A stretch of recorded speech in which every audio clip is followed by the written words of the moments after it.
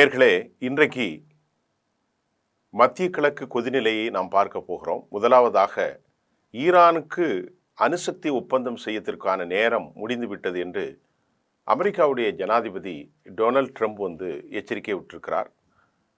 எந்த ஒரு தாக்குதலுக்கும் தாங்கள் அமெரிக்காவுக்கு பதிலளிக்க அமெரிக்க தளங்கள் மற்றும் விமான தாங்கி கப்பல்களை உடனடியாக தாக்குவதாகவும் அவர்கள் அச்சுறுத்தியிருக்கிறார்கள். இரண்டு தரப்பிலுமே ஒரு அச்சுறுத்தல் இருக்கிறது. மத்திய கிழக்கில் ஒரு புதிய மோதலில் ஈரானையும் அமெரிக்காவையும் விளக்குவதற்கு துருக்கி, மிக முக்கியமாக அரபு வளைகுடா நாடுகளும் ஒரு கோஆபரேஷன் முயற்சிகளை மேற்கொண்டு வருவதாக ஆய்வாளர் ஒஸ்மான் ஒஸ்கி சில்சிக் அவர் முக்கியமாக அல் ஜசீராவில் பேட்டியில் குறிப்பிட்டிருக்கிறார். ஈரானுடைய செய்தி மற்றும் அமெரிக்காவினுடைய போர் சொல்லாட்சி ஒருவரை ஒருவர் வன்மமாக பேசிக்கொள்வது ராஜதந்திர மதிப்புகளை குறைமதிப்பிற்கு உட்படுத்துகின்றன என்றும் கூட அல் ஜசீரா எச்சரித்திருக்கிறது. இந்த நேரத்தில் துருக்கி, அரபு நாடுகளும் அதை செய்ய மறுக்கின்றன. ஆனால் இறுதியில் ஈரானியர்கள் தங்கள் அணுகுமுறையை மாற்றுவதற்கான விருப்பத்தை பொறுத்து அமெரிக்காவை நம்ப வைப்பது மட்டுமல்லாமல் சில ராஜதந்திர நடவடிக்கை அமெரிக்காவிற்கும் ஈரானுக்கும் இடையிலான புதிய ராஜதந்திரத்தில் ஈரானுக்கு ஒரு வாய்ப்பை நம்ப வைப்பது ஆகும் என்றும் கூட ஒஸ்கி ரொம்ப தெளிவாக தன் கருத்தில் சொல்கிறார். அதை சுருக்கமாக சொன்னால், ஒருவர் சொல்வதை மற்றொருட்ட சொல்லாமல், ஒருவர் சொல்வதை இன்னொருட்ட சொல்லாமல் கவனமாக அரபு நாடுகளும் துருக்கியும் இணைந்து இந்த போரை நடத்தாமல் முடிவுக்கு கொண்டு வருவதுதான் மிக முக்கியம் என்று ஒஸ்கி சொல்கிறார். அவர் மீது ஏசியதை, இவரை வசைப்பாடியதெல்லாம் சொல்லாதீங்க, கவனமாக செய்யுங்க அப்படின்ன கருத்து இன்றைக்கு உலகம் முழுவதும் பெரும் பதட்டம். ஈரானுடைய செய்தி தொடர்பாளர் பிரிகேடியர் ஜெனரல் முஹம்மது அக்ரமினியா அவர் என்ன சொல்றாருன்னா, அமெரிக்க விமானம் தாங்கி கப்பல்களில் கடுமையான பாதிப்புகள் இருப்பதாகவும், வளைகுடா பகுதிகளில் ஏராளமான அமெரிக்க இராணுவ சொத்துக்கள் எங்களுடைய ஏவுகணை டார்கெட்டில் இருக்கிறது, வரம்புக்குள்ளே இருக்கிறது, நாங்கள் காலி செய்வோம் என்று அவர் சொல்லியிருக்கிறார். ஆனால் ஈரான் மட்டுமல்லாமல் இஸ்ரேலிடையே போர் முறுவலும் தற்போது அதிகரித்து வருகிறது. அமெரிக்காவுடைய அர்மதாவில் இஸ்ரேல் பதட்டத்தில் இருக்கிறது. இஸ்ரேலுடைய பிரதமர் பெஞ்சமின் நெதன்யாகு, அவருடைய அமைச்சரவை போர்ட்போலியோ ஆலோசகர்கள் எல்லாரும் ரொம்ப தீவிரமாக ஆலோசனை செய்கிறார்கள். என்ன சொல்கிறாங்கன்னா, அந்த ஆலோசனையில் பெஞ்சமின் நெதன்யாகுனுடைய அமைச்சரவை ஈரானோடு சாதக பாதகங்கள் குறித்தும், முதல் தாக்குதல் நம்மை தானே வைப்பார்கள், நாம் எப்படி தப்புவது, நாம் எப்படி அவர்களுக்கு பதில் கொடுப்பது என தீவிர ஆலோசனையில் இஸ்ரேலுடைய இராணுவம், இஸ்ரேலுடைய அமைச்சரவை இருக்கிறது. தற்போது இஸ்ரேலிய இராணுவம் மற்றும் நகர் நிலையில் தாக்குதலை நடத்த ஈரான் தெளிவாக திட்டமிடல் இருப்பதாக இஸ்ரேலில் ரொம்ப பெரிய பதட்டம். ஆனால் வெளியே சொல்லவே மாட்டாங்க, ரொம்ப பெரும் பதட்டம். ஏன்னா 12 நாளில் அவங்க பெற்றுக்கொண்ட அனுபவங்கள், 12 நாட்களில் மிகப்பெரிய அனுபவத்தை பெற்றிருக்கிறார்கள், மிகப்பெரிய இழப்பை இஸ்ரேல் சந்தித்திருக்கிறது. இந்த நிலையில் இஸ்ரேல் நாட்டின் கடற்படை கப்பல்களை இலக்கு வைத்து தான் ஈரான் பெரிய தாக்குதல் நடத்துவாங்க அப்படின்னு இஸ்ரேல் பெரும் அச்சத்தை தெரிவித்திருக்கிறது. இஸ்ரேலுடைய போர்க்கப்பல்கள் போன்று அர்மதா போன்ற ஷார்ஷிக் கொராவெட் மூலம் இயங்கும் தன்மை கொண்டது. இஸ்ரேலுடைய போர்க்கப்பல் எப்படி ஷார்ஷிக் கொராவெட் சிஸ்டம் மூலம் எதிரிகளின் தாக்குதலை அது மையப்படுத்தக்கூடிய, தடுத்து நிறுத்தக்கூடிய சக்தி கொண்டதுதான் இஸ்ரேலுடைய கப்பல்கள். இஸ்ரேலுடைய கப்பல்கள் ஹிஸ்புல்லா மற்றும் பிராக்சிகளின் ஹூதிகளுடைய தாக்குதலை கட்டுப்படுத்துவதற்கு முன்பு ஒரு சிறந்த வலையமைப்பு சாதனைகளை அவர்கள் நம்பியிருக்கிறார்கள். இஸ்ரேல் கப்பலில் என்னெல்லாம் இருக்குது அப்படின்னா, இப்போ நம்ம சொல்கிறது ஏன் இஸ்ரேல் கப்பலை சொல்ல முன்னாடி, ஈரானுடைய டார்கெட் அந்த மெரிடைம், அதாவது என்ன சொல்கிறது, கடல் எல்லைகளுக்கு உட்பட்ட அந்த பவுண்டரியில் இருக்கக்கூடிய இஸ்ரேல் கப்பல்கள். இந்த போரில் ஒரு பெரிய நுணுக்கம் என்னவென்றால், இந்த போர் தரையிலிருந்து நடந்தாலும் கடலிலே நடக்கிற போர் மாதிரி தான் தெரியுது. ஆகவே தான் இஸ்ரேலுடைய கப்பல்களை தாக்குவார்கள் என்று அவர்கள் அஞ்சுகிறார்கள். இஸ்ரேலுடைய கப்பலில் இப்போ நம்ம என்ன இருக்குன்னு திருப்பி பார்க்க போகிறோம். இஸ்ரேலுடைய கப்பலில் ஒரு சிறந்த தொழில்நுட்பங்கள் நிறைந்த கப்பல்களை இஸ்ரேலிடம் உள்ளது மட்டுமல்ல, இஸ்ரேல் நம்பி இருப்பது குறிப்பிடத்தக்கது. ஈரான் தாக்குதலை, அதுவும் கப்பல்களுக்கு எதிரான ஏவுகணைகளை எப்படி தடுக்கலாம் என்பதுதான் இஸ்ரேல் தீவிரமாக ஆலோசனை செய்து வருவதாக தகவல் வருகிறது. இஸ்ரேல் அமைச்சரவை கூட்டத்தில் ஒருவித பதட்டமும் அச்சமும் நிலவுகிறது என்பது உண்மைதான், அதில் எந்த சந்தேகமும் இல்லை. இதற்கிடையிலே ரஷ்யா, சீனாவுடன் ஈரான் இணைந்து கூட்டு கடற்பயிற்சி, 3 போர்க்கப்பல்கள் இணைந்து ஒரு வேலை செயல்பட நினைத்தால் அது அமெரிக்காவினுடைய அர்மதா என்று அழைக்கப்படும் ஆப்ரஹாம் லிங்கன் கப்பலுக்கு பெரும் சிக்கலை ஏற்பட்டுவிடும். மட்டுமல்லாமல் இது சர்வதேச யுத்தமாக மாறலாம் என்பதும் நேற்றுக்கு செய்தி வந்திருக்கிறது. ஈரானுடைய ஐரிஸ் மேக்ரான் என்கின்ற கப்பலை தன் வசம் வைத்திருக்கிறது இஸ்ரேல். அதாவது உலகத்திலே ஒரு பெரும் எண்ணெய் கப்பலை ஈரான் போர்க்கப்பலாக உருமாற்றம் செய்திருப்பதும் உலக செய்திகளில் குறிப்பிடத்தக்கது. இந்த கப்பலில் ஒரே நேரத்தில் பல நூறு ஹெலிகாப்டர்கள் இறங்கக்கூடிய வசதிகள், அதே சமயம் நீண்ட நாட்கள் கடலிலே இருந்து தங்கும் வசதிகள், இது போன்ற பல முக்கியமான காரணிகள் அங்கு இருக்கிறது. ஈரான் கப்பலில் ஏராளமான ஏவுகணை தாங்கி சிறிய கப்பல்கள் இருக்கிறது. இதன் மூலம் அவர்கள் எதிரி படைகளின் கப்பல்களை தாக்கி அளிக்கும் சக்தியை ஈரானுடைய ஐரிஸ் மேக்ரான் பெற்றிருக்கிறது. இதற்கிடையிலே அமெரிக்கா ஈரானுக்கு அருகே USS ஆப்ரஹாம் லிங்கன் தலைமையிலான மாசிவ் அர்மதா என்ற கப்பல் அழைக்கப்படும் கப்பல் குழுவை சுற்றி அதற்கு பாதுகாப்புக்காக 10க்கு மேற்பட்ட கப்பல்கள், சிறியது முதல் பெரியது முதல், ஒரு கப்பல் இல்லைங்க அந்த கப்பல். அர்மதா என்பது, ஆப்ரஹாம் லிங்கன் என்பது ஒரு கப்பல் அல்ல, அது ஒரு கப்பல், அது ஒரு உலகம், அது ஒரு நகரம், அது ஒரு ஊர், அது ஒரு மாநகரம். அதுக்குள்ள 10க்கு மேற்பட்ட கப்பல்கள், அதை சுற்றி ஹொர்மூஸை இருக்கிறது, பாரசீக வளைகுடா, இந்திய பெருங்கடல் மற்றும் ஓமனுக்கு அருகிலே எல்லா இடங்களிலும் அமெரிக்கா இந்த போரை ஒரு கடல் போராக அறிவித்திருக்கிறது. ஈரானுடைய தரப்பில் இதற்கு பதிலடி கொடுக்கக்கூடிய வகையில் ஈரான் ரொம்ப தெளிவாக இருக்கிறதாக உளவு தகவல்களை மேற்கோள் காட்டி செய்திகள் வெளியாகி இருக்கிறது. அமெரிக்கா ஈரானிடையே இந்த பதட்ட உச்சத்தை தொடர்ந்து உலக நாடுகள் இதை மிக மிக மிக மிக கவலையோடு கவனித்து வருவதாகவும் கவனிக்கப்படுகிறது. இப்போ ட்ரம்ப் என்ன சொல்றாருன்னா, ட்ரம்பினுடைய அணு ஒப்பந்தம் அல்லது ராஜதந்திரம் மூலம் தீர்வு காணுவதாக கூறினாலும் இராணுவ நடவடிக்கை தயாராக உள்ளதை டொனால்ட் ட்ரம்பும் அமெரிக்காவும் தெளிவுபடுத்தியிருக்கிறது. இது மத்திய கிழக்கு பிராந்தியத்தில் ஒரு போர் அபாயம் தவிர்க்க முடியாது. வாஷிங்டன்ல இருந்து அமெரிக்க அதிபர் டொனால்ட் ட்ரம்ப் ஈரானுக்கு எதிராக கடும் எச்சரிக்கை தொடர்ந்து விடுத்து கொண்டிருக்கிறார். ஆனால் தாக்க மறுக்கிறார். அவருக்கு தாக்கினால் என்ன விளைவுகள் வரும் என்பது அவர் அறியும். அது கடைசியில் இந்த செய்தியிலே நான் சொல்கிறேன். ஈரானை நோக்கி மிகப்பெரிய கப்பல்களை பயன்படுத்த வேண்டிய அவசியம் ஏற்படாமல் இருந்தால் நல்லது, ஆனால் தேவைப்பட்டால் நாங்கள் பயன்படுத்துறதுக்கு தயாராக இருக்கின்றோம் என அமெரிக்க அதிபர் டொனால்ட் ட்ரம்ப் கூறியிருக்கிறார். நாங்கள் பயன்படுத்துவதற்கு தயாராக இருக்கிறோம், ஆனால் பயன்படுத்தாமல் இருந்தால் நல்லதுன்னு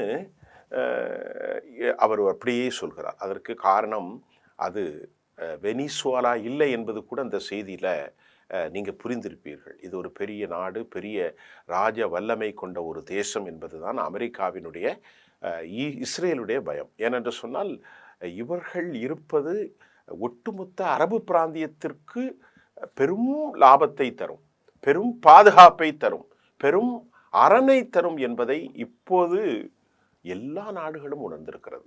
சவுதி அரேபியா உணர்ந்திருக்கிறது, கத்தர், அதே போன்று துருக்கி, ஜோர்டான், எகிப்து, யுனைடெட் அரபு எமிரேட்ஸ், பஹ்ரைன், ஓமன், குவைத், எல்லா நாடுகளும் உணர்ந்திருக்கிறது. ஏனென்று சொன்னால் ஈரான் வீழ்ந்தால் மத்திய கிழக்கு வீழ்ந்துவிடும். நல்லா புரிஞ்சுக்கிடுங்க. இனி ராஜாக்கள் யார் தெரியுமா? பல 100 வருஷங்களுக்கு இஸ்ரேல் மட்டும்தான். இஸ்ரேல் தான் அமெரிக்கா, அமெரிக்கா தான் இஸ்ரேல். ஆகவே தான் ஈரான் வீழ்ந்துவிடக்கூடாது என்பதில் கவனம் செலுத்துகிறார்கள். ஈரானோடு ரகசிய கூட்டணி வைத்திருப்பது யுனைடெட் அரபு எமிரேட்ஸ், அமெரிக்காவின் செல்ல பிள்ளை. அவர்களே என்னை தாக்கிவிடாதீர்கள், என்னை தாக்கிவிடாதீர்கள், என்னை தாக்கிவிடாதீர்கள். ஏனென்று சொன்னால் துபையை தாக்கினால் 40 வருஷம் காலி. துபை உலகத்தில் மிகப்பெரிய ஃபினான்ஷியல் ஹப்பு. அதே மாதிரி அப்துல் ரஹ்மான் அல் தானி, கத்தர் தோஹாவு எங்கள் எல்லைக்குள் இருப்பதாகவும் சொல்லியிருக்கிறார்கள். எல்லா நிலைகளும் அராம்கோ, துபை, அபுதாபி, யுனைடெட் அரபு எமிரேட்ஸில் உள்ள பெரும்பான்மையான இடங்கள், அராம்கோ நிறுவனங்கள், அமெரிக்காவினுடைய தலங்கள், அல் உதி தலங்கள் தோஹாவில், அதை போன்று ஜோர்டான் காலி செய்து விடுவார்கள். எல்லோரும் கெஞ்சுகிறார்கள், எங்களை ஒன்றும் செய்து விடாதீர்கள். அதை போன்று அமெரிக்காவினுடைய இந்த அச்சத்திற்கான காரணம் ஈரானுடைய மிக கடுமையான மிகப்பெரிய ராட்சச 10,000 சதுர கிலோமீட்டர் வரைக்கும் சென்று தாக்கக்கூடிய ஏவுகணைகள். நாம் ஏற்கனவே சொன்னோம், கொர்ரம்சோர் மட்டுமல்ல, ஹைபர் ஷகான் ரொம்ப முக்கியமாக அவர்கள் பயப்படுவது அவர்கள் இதற்குத்தான். கைபர் ஷகான், அதாவது அல் ஃபத்தா 1, ஃபத்தா 2, ஹைபர் ஷகான், கொர்ரம்சர், கதர், ஷிஜீல், இப்படி நிறைய வச்சிருக்காங்க. இதில் அணு வார்ஹெட்ஸும் பயன்படுத்தலாம். நாம் ஏற்கனவே சொன்னோம், நேற்றே சொன்னதை மறுபடியும் சொல்கிறேன், எந்த ஏர் டிஃபென்ஸாலையும் இதை தடுக்க முடியாது. அதுக்கு தான் எல்லாரும் பயப்படுறாங்க. அமெரிக்கா பயப்படுறது காரணம் என்னென்னா, ஒரே நேரத்தில் நான் நேற்று சொன்னதை மறுபடியும் நினைவு கூட்டுக்கிறேன், 17 லட்ச ரூபாய்க்கு தயார் பண்ணிடுறாங்க. ஷாகின் 129, 139, 191. ஆனால் அதை தடுக்கிறதுக்கு ஒரு ஏவுகணை 20 கோடி ஆகும். யாருக்கு? அமெரிக்காவுக்கும் இஸ்ரேலுக்கும். எவ்வளோ நாள் தடுப்பாங்க? அதுக்கப்புறம் 100 ஒரிஜினல் அனுப்பினா காலி. இஸ்ரேலும் காலி, அமெரிக்காவும் காலி. ஏன்னா ஷாஹின், கொர்ரம்சோர் நல்லா புரிஞ்சுக்கணுங்க. ஷாஹின் தாண்டி கொர்ரம்சோர், கைபர் ஷகான், சிஜீல், ஃபத்தா 1, ஃபத்தா 2, இந்த மாதிரி நிறைய இருக்குது. இது அனைத்தும் மணிக்கு 16,000 கிலோமீட்டர் வேகத்தில், மிக கடுமையான வேகத்தில் சென்று தாக்கக்கூடியது. இதை எந்த ஏர் டிஃபென்ஸ் சிஸ்டத்தாலும், Iron Beam, Iron Dome, David Sling, Arrow 3, அதை போன்று தாட், பேட்ரியாட், எதுவுமே நிறுத்த முடியாது. ஆகதான் இப்போ பேட்ரியாட்டுக்கு மாற்றாக அவர்கள் பல ஆய்வுகளை ஏற்பட்டிருக்கிறார்கள். இப்பொழுது நாம் பார்க்க போகிறது அமெரிக்காவிற்கான பின்னடைவு ஏன். அமெரிக்காவினுடைய பின்னடைவை நாம் இப்போது பார்க்க போகிறோம். ஒன்றாவது, ஜூலை 2025 இஸ்ரேல் இராணுவம் மற்றும் நாட்டை சுற்றி பாதுகாப்புக்கு வைக்கப்பட்ட எல்லாவற்றையும் உடைத்தெறிந்து புதிய வரலாற்று சாதனையை ஈரான் பெற்றது. இரண்டாவது, அமெரிக்க மாலுமி ஒரு கருத்தை தெரிவித்திருக்கிறார். அமெரிக்காவினுடைய எந்த மாலுமி? இப்பொழுது இருக்கிற ஆப்ரஹாம் லிங்கனுடைய மாலுமி ஒரு கருத்து என்னவென்றால், அது ரகசியம். ஈரானுடைய ஏவுகணை வல்லமை கொண்ட தேசம் ஒரே நேரத்தில் ஏராளமான ஏவுகணைகளை ஏவினால் அமெரிக்காவில் தடுப்பு சாதனம் நிலை தடுமாற அதிக வாய்ப்பு இருப்பதாகவும் அவர் கவலை தெரிவித்திருக்கிறார். இதெல்லாம் அமெரிக்காவுக்கு தெரியாமல் இல்லை. மூன்றாவது, ஈரான் கடற்கரை ஓரமாக இருக்கக்கூடிய மலைகளின் கீழ் அடிவாரத்தில் நிலக்கீழ் இராணுவ நிலைகளை அமைத்துள்ள நிலையில் அதில் தற்கொலை படைகள் மூலம் தாக்குதலை நடத்துவதற்கு ஈரான் திட்டமிட்டிருப்பதும் ஒரு பெரும் பின்னடைவுதான். அதாவது கடலோரங்களில் இருக்கக்கூடிய மலைகளின் அடி ஆழத்தை குடைந்துதான் அவர்கள் வைத்திருக்கிறார்கள். ஈரான் நாட்டின் உட்கட்டமைப்பு மட்டுமல்ல, கடலோர பகுதிகளிலும் இப்படி ஒரு போர் நடக்கலாம் என்பதை தசாப்தங்களுக்கு முன்பு அவர்கள் நன்கு உணர்ந்துதான் 35 ஆண்டுகள் 40 ஆண்டுகள் இதையெல்லாம் கொஞ்சம் கொஞ்சமாக அவர்கள் செய்திருக்கிறார்கள். அதனையடுத்து நான்காவது, ப்ராக்சி மிலிட்ரி ரெபலியன்ஸ் குரூப் சப்போர்ட் யாருக்கு இருக்கிறது? For Iran. ஈரானுக்கு சுற்றி ஹிஸ்புல்லா, ஹூதிக்கள். ஐந்தாவது, கடல் கன்னி வெடிகள் ரொம்ப முக்கியம். ஹெர்மூஸில் வச்சிருக்கிறாங்க. ஒட்டுமொத்த உலக வியாபாரம் சிஎன்ஜி 20%, அதே போன்று குரூட் 25% காலி. கடல் கன்னி வெடிகள், நீர்மூழ்கி கப்பல் வகைகள், தற்கொலை விரைவு படகுகள், ஏவுகணை தொழில்நுட்ப சாதனங்கள், அதாவது 300க்கும் மேற்பட்ட ஏவுகணைகளை கொண்டு சென்று அமெரிக்க கடற்படைக்கு பெரும் அளவிலான பின்னடைவை ஏற்படுத்தும் என்றும் இதுவும் அமெரிக்காவிற்கு சந்தேகமில்லை. இதுவும் கூட அமெரிக்காவுக்கு ஒரு பெரிய பின்னடைவாக சர்வதேச காணொளியில் செய்தி வந்திருக்கிறது. ஆறாவது, 3 தசாப்தங்களாக 35 ஆண்டுகளாக கடற்படை கப்பல்களை ஈரான் வெகுவாக ரொம்ப தரத்துடன் உருவாக்கியிருப்பதாகவும் செய்தி வந்திருக்கிறது. இது மிகவும் சிக்கலான ஒரு பரிணாம வளர்ச்சி. யாருக்கு? அமெரிக்காவுக்கு எதிரான வளர்ச்சி. ஏழாவது, ஈரானுக்கு துருக்கி மறைமுகமாக ட்ரோன்களை வழங்கும் என எதிர்பார்க்கப்படுகின்றது. அரபு நாடுகள் கூட்டமைப்பு ஈரானுக்கு நான் சொன்ன மாதிரி இரகசிய ஆயுதங்கள் அல்ல, இரகசிய பொருளாதார உளப்பாடுகள் பலவற்றை செய்வதற்கு உடன்படிக்கை உள்ளதாகவும் குறிப்பிடத்தக்கது. அமெரிக்காவுக்கு பெரும் செட்பேக்.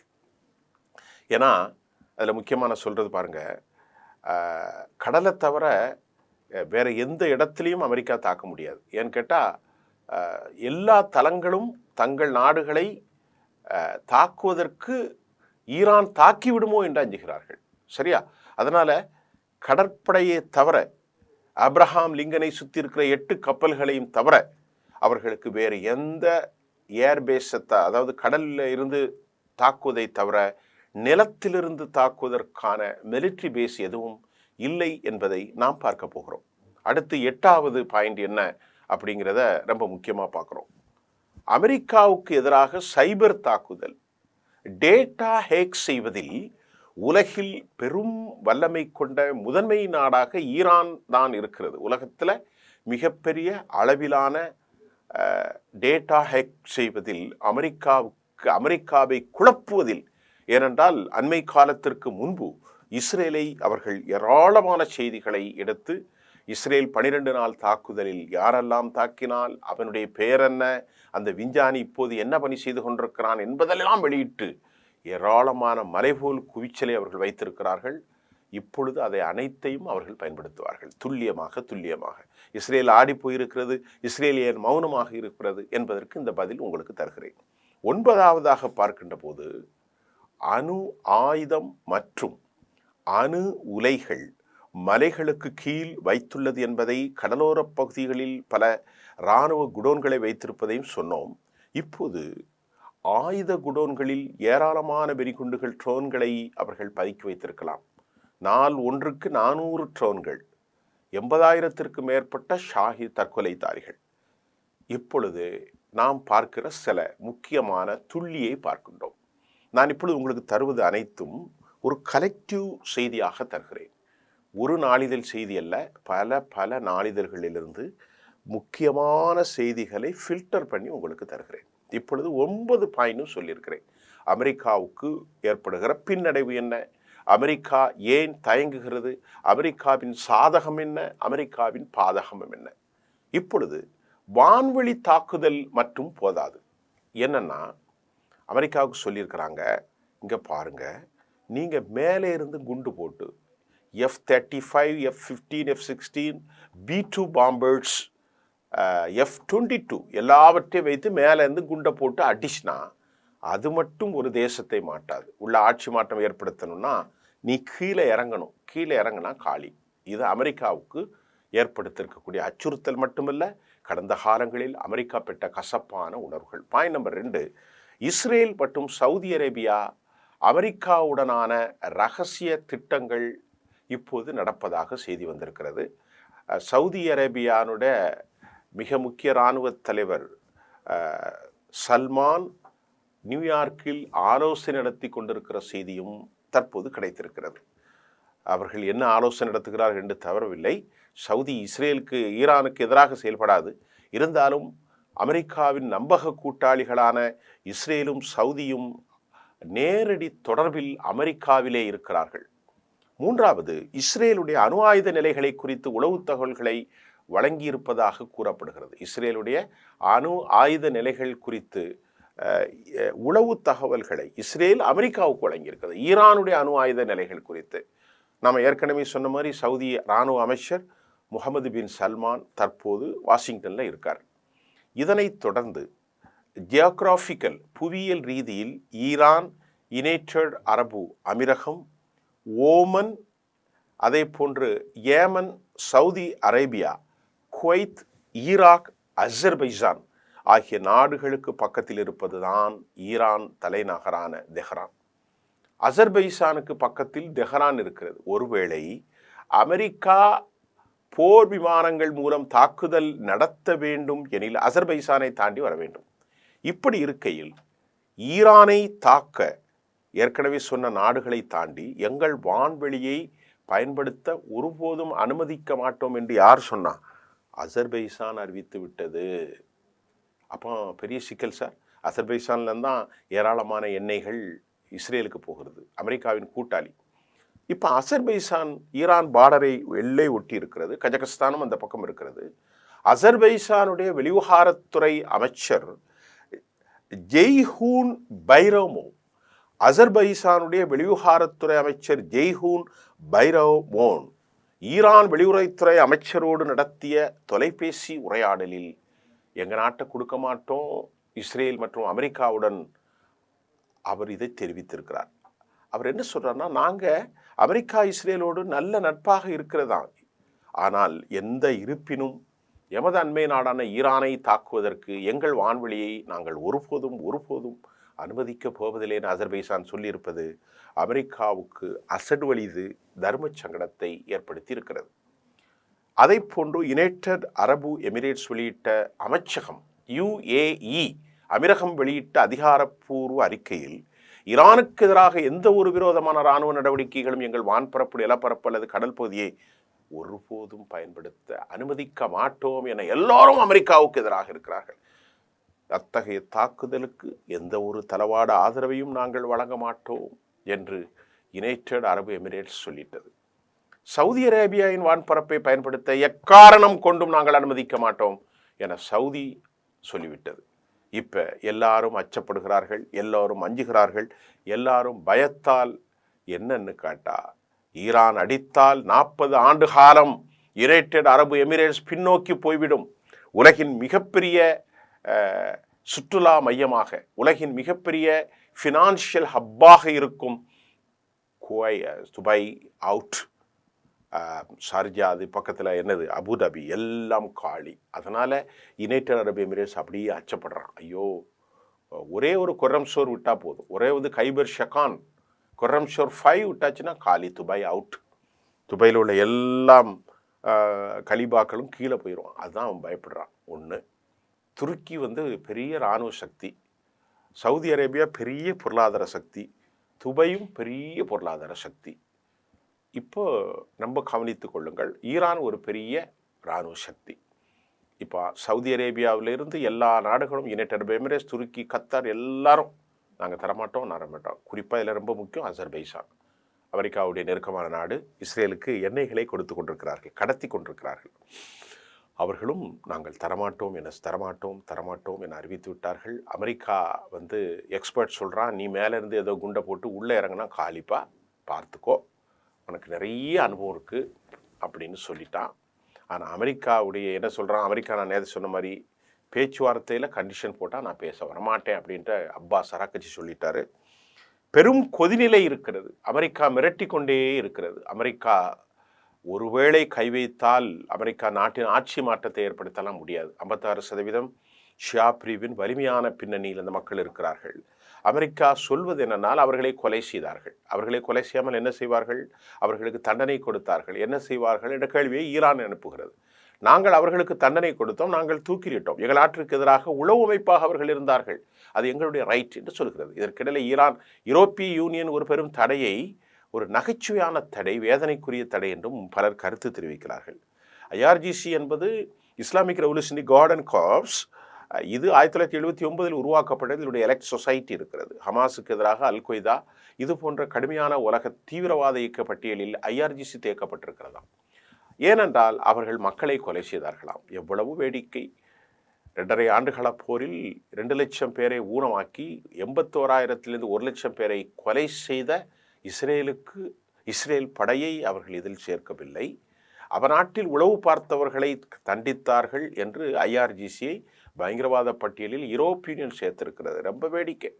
டென்மார்க்கில் இருக்கிற கிரீன்லாந்தை எடுக்கக்கூடாது, யூரோப்பிய யூனியன் நேட்டோவை பரிகாசம் செய்யக்கூடாது, உக்ரைனுக்கு ஆயுதங்களை வழங்க வேண்டும், கனடாவை அது அங்கீகரிக்க வேண்டும் என்றெல்லாம் வைக்கிற யூரோப்பிய யூனியனுடைய இந்த கோரிக்கை நகைச்சுவை மட்டுமல்ல, அறிவுக்கு பொருந்தாத ஒன்றாக இருக்கிறது. இதுதான் தற்போது மத்திய கிழக்கின் நிலை.